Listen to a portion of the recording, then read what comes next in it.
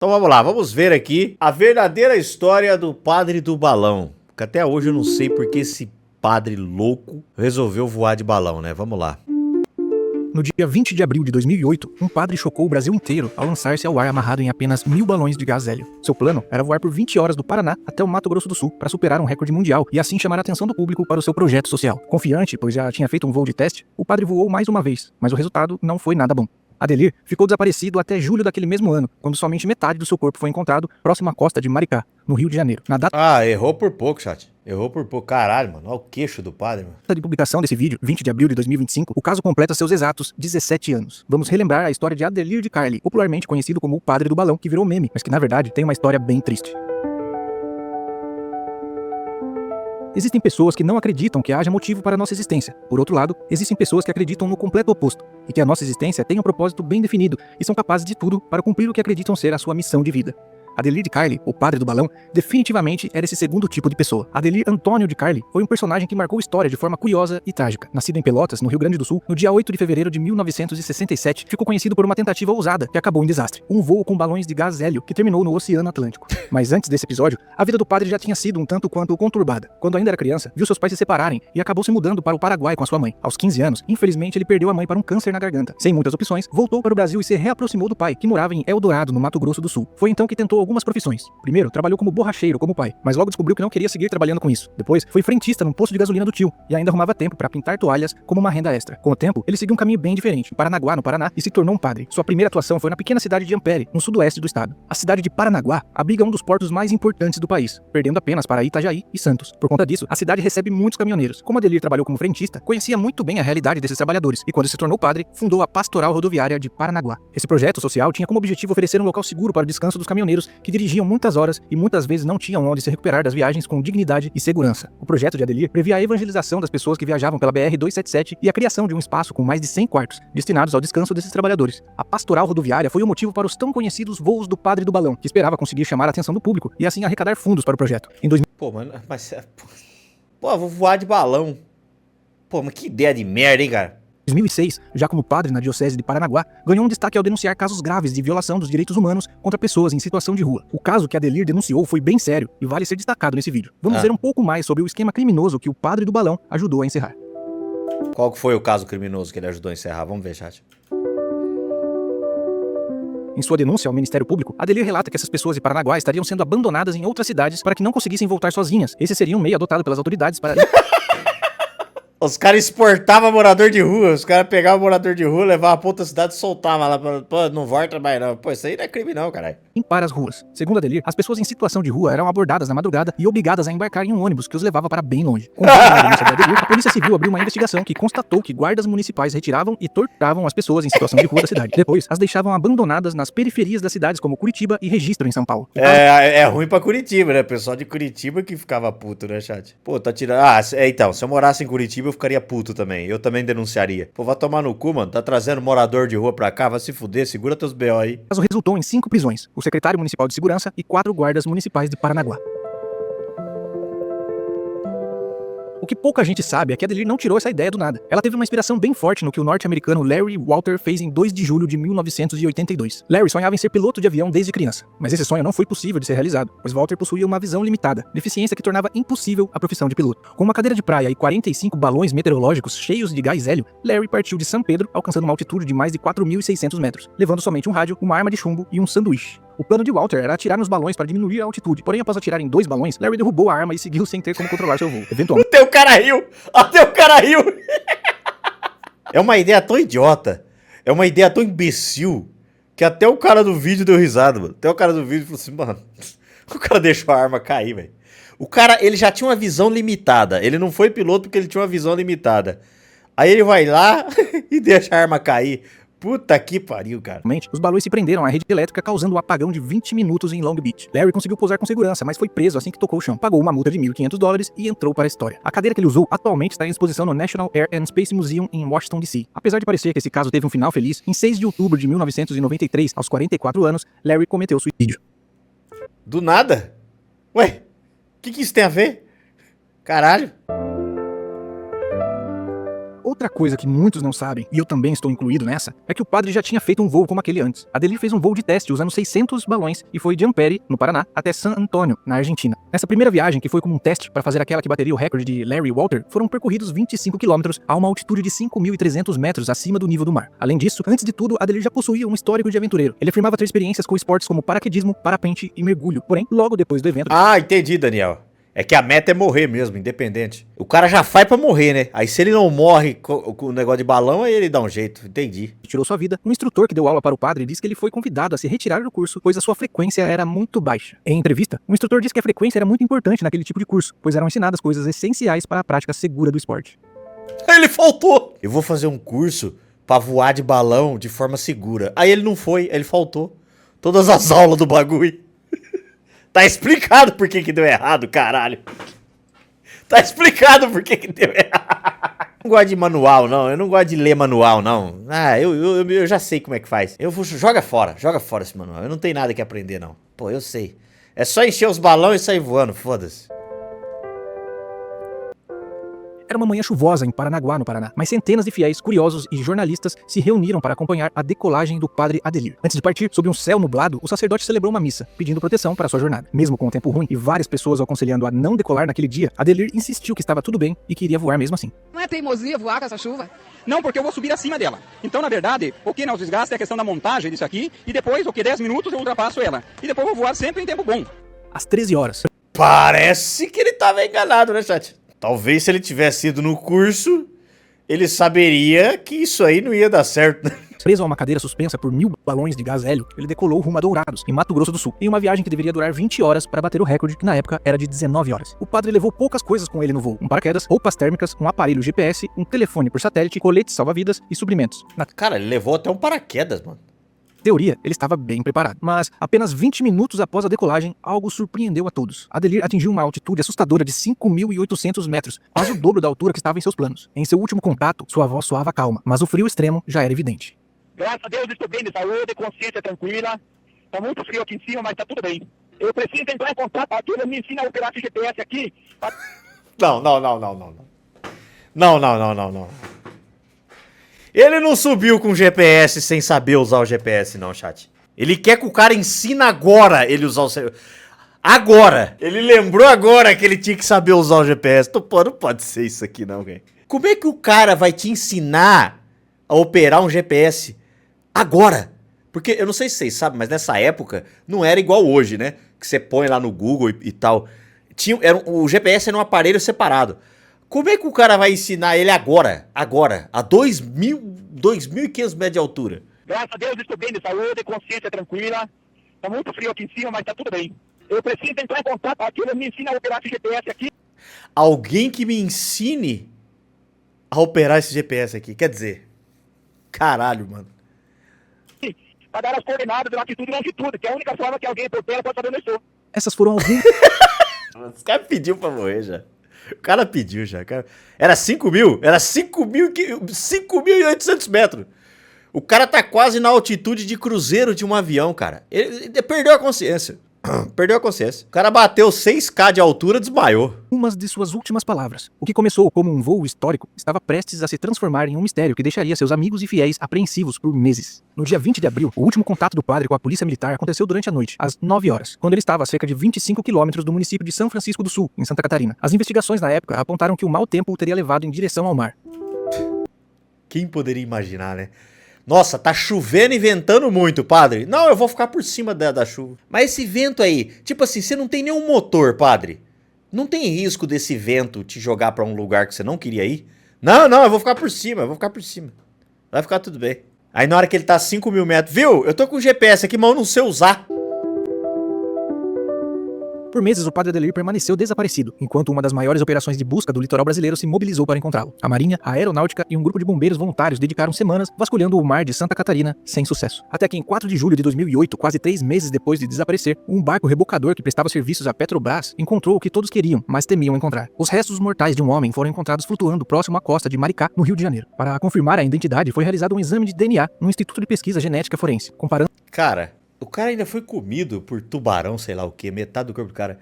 Eu tenho certeza absoluta que Deus mandou 30 avisos pra ele Cabra, não faz isso. Cara, Henrique, o bagulho tava chovendo, ventando, ele faltou às aulas do curso, ele não sabia usar o GPS. Eu acho que Deus chegou numa hora que Deus falou assim, quer saber? Foda-se. Foda-se. Eu não vou, eu desisto desse cara. Eu desisto desse cara. Dando material com uma amostra do irmão de Adelir, o Moacir de Carli, o resultado confirmou o pior. Eram mesmo os restos do padre. Outra coisa que eu só descobri fazer nesse vídeo e que deixou a história com um tom bem mais sinistro é que encontraram o corpo do padre, mas só metade dele. Somente a metade inferior do corpo foi encontrada. Daniel Brown mandou R$2. Valeu. GPS pra que se ele não tinha motor nem controle? Não, o GPS era pro pessoal saber aonde ele tava. Pra ele passar as coordenadas pelo rádio. Ele... Mano, ô Daniel, olha isso, cara. A única maneira de alguém em terra saber onde ele tava era ele passando as coordenadas da porra de um GPS que ele não fazia a mínima ideia de como funcionava. A suspeita é que a outra metade pode ter sido comida por animais marinhos. Seu corpo foi levado para Paranaguá, onde fiéis emocionados o receberam com uma salva de palmas em vigília na paróquia de São Cristóvão. Uma missa solene foi celebrada em sua homenagem. Pra que um caixão inteiro se acharam só metade dele, chat? Isso aí é venda casada, hein? Funerária também mete o louco, hein, chat? Eu ia achar ruim. Pô, pera aí, eu vou pagar um caixão inteiro, mas achou metade, caralho. Por que não tem meio caixão? Antes do sepultamento final, na cidade de Ampere, encerrando uma das histórias mais trágicas e misteriosas da aviação brasileira. Caixão é caro pra caralho, pô. Desde o começo de toda a história da aventura do padre do balão, a mídia sempre esteve presente. Os canais mais famosos de televisão e jornais daquela época logo se interessaram pelo caso e fizeram uma cobertura bem de perto. Até mesmo a decolagem do padre dos balões foi televisionada ao vivo pelos principais meios da época. No entanto, olha lá o GPS, que ele nunca ligou. Tá feliz, Constantino? Tá feliz, Constantino? Olha aí o que teus padres tá fazendo. Essa cobertura apresentou algumas falhas. O que no começo era uma super ideia, que seria realizada por um padre totalmente especializado no esporte, com os melhores. Uma super ideia de um padre totalmente especializado, que não frequentou nem 3 aulas. Extremamente especializado. Nunca enfrentou, nunca fez mais de 3 aulas. Ele foi expulso do curso porque ele não comparecia nas lives. Funerária não perdoa. Cara, eu tô com a ideia. Eu vou abrir uma funerária, velho. Funerária dá dinheiro, chat. Eu vou abrir a funerária Semente. Há 30 anos plantando o homem na terra. O que vocês acham desse nome? Melhores equipamentos e o melhor plano possível se tornou uma ideia arriscada, feita às pressas por alguém sem experiência e com equipamentos insuficientes assim que o padre perdeu contato com o pessoal em solo e desapareceu. A mesma mídia que incentivava o padre, mostrando sua história e sua ideia para o público e ganhando audiência com isso, apareceu depois da tragédia para apontar as falhas no plano do padre e para mostrar como aquela era, na verdade, uma péssima ideia desde o começo. A televisão daquela época apresentou os áudios do padre com sua equipe em público, transmitiu a decolagem ao vivo, entrevistou instrutores do padre, que disseram que ele foi desligado do curso por faltar muito. Ele teve uma frequência muito baixa no curso e com essa frequência as coisas começaram a se tornar um pouco complicadas, as coisas começaram a se tornar um pouco perigosas. Então eu aconselhei que você desligasse do curso e buscasse um outro tipo de esporte. Buscasse outro tipo de esporte. Porra, mas agora o cara... Mano, todo mundo falou pra ele que era uma péssima ideia. Não precisava a televisão falar pra ele que era uma péssima ideia. Todo mundo falou. Até o dia que ele ia levantar voo, a galera falou que era uma péssima ideia. A mídia, ao longo do tempo, foi apresentando cada vez mais erros e problemas na aventura do padre do balão, descredibilizando cada vez mais uma atitude completamente diferente da que tiveram no começo dessa história toda. Agora, como opinião pessoal, ao meu ver, toda a atenção que a mídia deu à história deslumbrou o padre que, vendo toda a comoção que causou, viu uma grande chance de atingir um público muito maior e não poderia desistir de forma nenhuma. Com toda certeza, esse foi um fato muito importante para que o padre... Se ele tivesse um estilingue, ele teria se salvado. Era só ir estourando balão pouco a pouco. Mano, até agora nessa história, ele... não levou nada pra estourar os balões? Porque pra ele descer, ele tinha que estourar os balões, não é, chat? Ele não levou nada, mano. Nem um estilingue, nem um espeto, nada. Até agora não falou, né? Ele levou GPS que não sabia usar, levou uma coisa ali, outra aqui. Mas caralho, mano, ele não levou nada a mais que isso pra estourar os balões. O outro levou uma arma de chumbinho e perdeu, né? Ele levou, mas não sabia usar. Provavelmente. Não, ô Daniel. E outra coisa. Ele levou um paraquedas... mas ele nunca pulou de paraquedas. Ele levou um paraquedas, mas ele nunca pulou de paraquedas. Ele também não sabia usar a porra do paraquedas. Ele levou tudo que ele não sabia usar. O padre não desistisse de voar naquele dia, com aquele tempo ruim, pois caso desistisse, ele perderia, de alguma forma, todo o apoio que a mídia havia conseguido para ele e sua causa até aquele momento. Lembrando que essa última parte foi apenas a minha opinião. Comenta aí abaixo se você concorda comigo ou não. Nós podemos começar um debate sobre isso, mas por favor, com muito respeito e paciência. Prêmio Darwin. Ah, ele ganhou o prêmio Darwin. Aí, ó. Tá aí, ó. Ganhou o prêmio, chat. Ganhou o prêmio. Eu acho que até aqui já deu pra perceber que essa história toda é tida como piada, mas não é tão engraçada assim. É muito engraçado. Desculpa. Muito. Isso é hilário. Isso é a mesma coisa dos caras que foi ver o Titanic. É tão hilário quanto. Os caras que desceu com controle de Xbox, um submarino controlado por Bluetooth pra ver o Titanic. E é tão engraçado quanto. A história do Padre do Balão é, na verdade, uma série de erros cometidos por uma pessoa que pensava em fazer uma boa ação para a sua comunidade. Adelir tentou Mardozux mandou R$2. Inclusive levou o cérebro, que não sabia usar. Também. É verdade, Mardozux, também. chamar a atenção das pessoas para uma causa nobre, e o que aconteceu com ele foi uma fatalidade. Mas isso não impediu que as pessoas tirassem sarro de como a morte do padre aconteceu. O prêmio Darwin é uma premiação irônica atribuída a pessoas que morreram de formas consideradas ridículas. Em 2008, Adelir, já conhecido como Padre do Balão, recebeu o prêmio Darwin. Mesmo isso sendo É isso. Ganhou. Ganhamos! Como é que é? A paróquia venceu. Não tem a favela venceu, esse é a paróquia venceu, turma. piada com a morte do padre, o site do prêmio publicou posteriormente a seguinte nota: o padre Adelir estava corajosamente arrecadando dinheiro para uma causa nobre. O Darwin Awards saúda esses heróicos pioneiros em voos de balão. Heróicos pioneiros. Adelir também é citado de forma jocosa na canção Balada Louca da dupla Munhoz e Mendes, no verso DJ mais louco que o padre do balão. Pô, mano, vai se fuder, como é que isso tá engraçado? O maior sonho de Adelir não era voar. Seu verdadeiro propósito estava em terra firme, um abrigo para os caminhoneiros. Deu pra ver que o sonho dele não era voar mesmo. Ele tava completamente desinteressado. Faltou o curso pra ensinar a voar, não sabia operar o GPS. Óbvio que o sonho dele não era voar. Paraná. Enquanto esteve vivo, o padre dedicou-se incansavelmente a esse projeto, mobilizando a paróquia a investir cerca de R$800 mil na construção de um refúgio seguro para motoristas e suas famílias. Em um terreno de 62 mil metros quadrados, ao lado do movimentado pátio de triagem do Porto de Paranaguá, ele ergueu não apenas paredes, mas uma esperança de dias melhores para aqueles que cruzavam as estradas do Brasil. Mas hoje, esse sonho está em silêncio. A pastoral rodoviária fechou suas portas pouco tempo depois da morte do padre. E o Quer dizer, peraí. Não adiantou, o cara morreu por absolutamente nada. projeto que prometia segurança e dignidade aos caminhoneiros não resistiu. Durante as buscas pelo padre do balão, Denise, uma ex-tesoureira da pastoral, defendeu a importância do abrigo e tentou mantê-lo ativo, mas infelizmente não deu certo. Em 2025, o médium Ricardo Sanches de Andrade alegou ter recebido a psicografia de Adelir. Na carta, ele descreve como tudo aconteceu. O padre diz que tentou entrar em contato pelo telefone, mas como não sabia operar, não conseguiu. Essa carta... Até na quarta psicografada isso é engraçado. O cara não sabia operar nada, mano. O cara não sabia usar nada, já. Ele não sabia usar nada. Ele não sabia usar o celular. Ele não sabia usar o GPS. Ele não sabia usar o paraquedas. Ele não sabia usar os balões. Caralho, mano. O cara não sabia usar nada, velho. O que esse filho da puta foi fazer? Na carta, ele descreve como tudo aconteceu. O padre diz que tentou entrar em contato pelo telefone, mas como não sabia operar, não conseguiu. Essa carta também descreve os últimos momentos do padre ao cair na água, em que ele tenta se salvar, mas como sabemos, ele acabou não conseguindo. Eu não vou descrever esses trechos aqui, pois simplesmente não acredito que isso seja verdade, e para não correr o risco de desrespeitar a memória do padre, eu não vou descrever. Você pode encontrar essa tal carta nas fontes desse vídeo, disponibilizadas aí abaixo, ou na descrição, ou no primeiro comentário desse vídeo. O cara levou... Ô, chat, peraí, mano. Peraí, desculpa, foi mal. Pô, isso aqui é muito mais... Eu não tava esperando isso ser tão engraçado, cara. De verdade. Eu não tava esperando que eu ia rir disso aqui como eu ri aqui, mano. Puta que pariu, velho. Que ideia de merda, mano. Eu não tava esperando por isso. Sério mesmo, cara. Como que... Caralho, velho. Ele levou tudo que ele não sabia usar. Um paraquedas, GPS, telefone. Mas não sabia usar nada, cara. Não sabia usar nada. Caralho, velho. O fato é que Adelir de Carli, ou como ficou conhecido, o padre do balão, foi um homem que não media esforços para lutar pelo que acreditava, seja pelas histórias dos voos ou pela sua corajosa denúncia que derrubou todo um esquema criminoso. Infelizmente, sua morte ainda é lembrada em tom de piada, e a maioria Porra, meu irmão. das pessoas, assim como eu, não sabem o quanto ela foi triste e bizarra, na verdade. Somente metade do seu corpo foi encontrado no mar, muito distante de onde ele partiu. Eu fico imaginando o quão desesperador foi toda a situação logo que ele não conseguiu mais contato com a sua equipe em terra. Quão impotente, frente à morte, o padre... Meu irmão, mas foi o cara que buscou isso aí, cara. Foi o cara que foi atrás de... Como isso não é engraçado, velho? Olha a situação que o cara se colocou, mano. Olha, foi ele que se colocou nessa situação, cara. Você vai ficar imaginando, que não sei o que e tal. Pô, é igual os caras lá...